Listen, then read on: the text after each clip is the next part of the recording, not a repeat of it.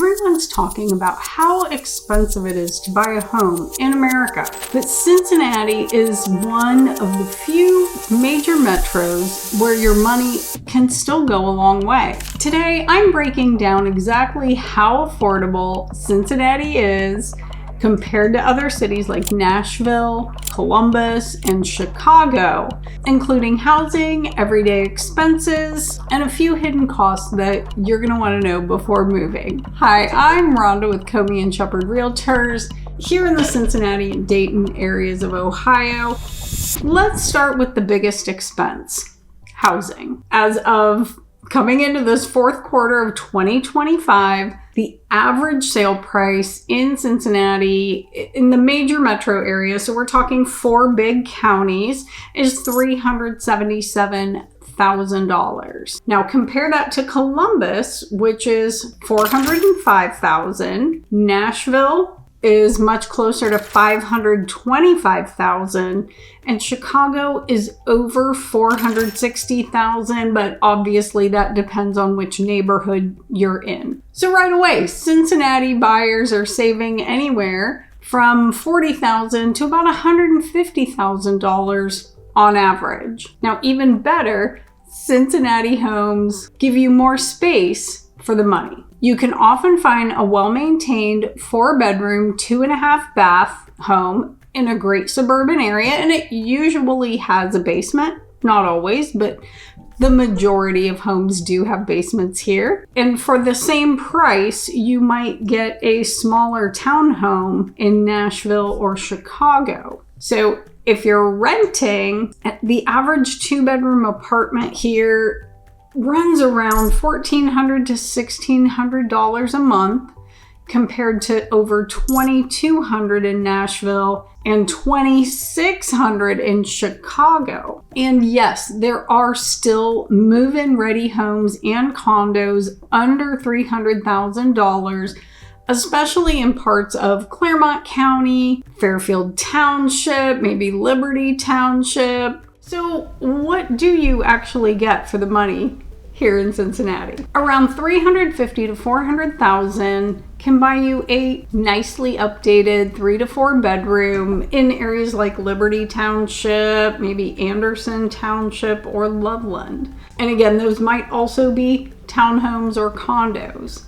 Now, between $600,000 and $900,000, you start seeing higher end or even custom built homes in places like Montgomery, Mason, or Westchester. Sometimes those have larger lots, finished basements, and community amenities. Obviously, a lot of choices and options out there. Now, if you're looking for true luxury, think $1 million plus. And I would almost even say 1.2 plus, but that opens up places like Indian Hill, Madeira, or even exclusive neighborhoods throughout Warren County. Property taxes and utilities. Now, housing prices are just one piece of the equation, but what about taxes and utilities? Well, Ohio's property taxes and income taxes and, all the taxes do vary by county and municipality. Most areas around Cincinnati are 1.6 to 2.2% of your home's value every year. Now, that's higher than states like Tennessee and lower than Illinois. And according to an article at Rocket Mortgage, Ohio is ranked number 11 out of 50 states for the highest property taxes. Now, utilities are also very reasonable here. The average monthly bill for electric, gas, and water runs, I would say, maybe $230 to $260, depending on the season. So our winters can be cold sometimes, but still, I think overall you'll find that you spend less on energy here than states with very extreme temperatures year round. I mean, I think about Chicago and how cold it is during the winter. Cost of everyday living. Groceries and dining are another win for Cincinnati. The cost of food here is about 10 to 15% lower than the national average. You'll notice restaurant prices are much more reasonable too. You can still have a nice dinner for two for under $60, at least at many local spots.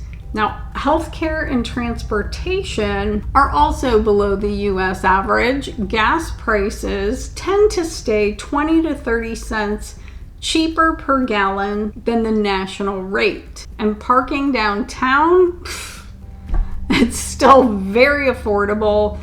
Often $10 to $15 if you're going to a game or a concert, or some other event. And if you are just parking in a parking lot, it's a few bucks per hour.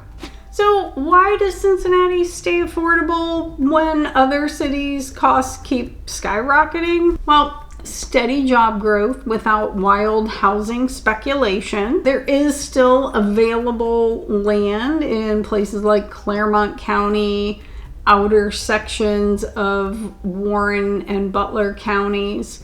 So there's places to expand to, and there's still room for new housing. But most importantly, we have strong local wages that tend to match our lower cost of living.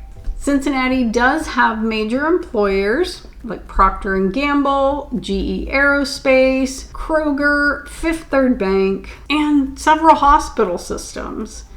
And those help stabilize the economy and keeps housing demand balanced. All right, so is Cincinnati affordable? Especially when compared to what you get for the same cost in other metro areas.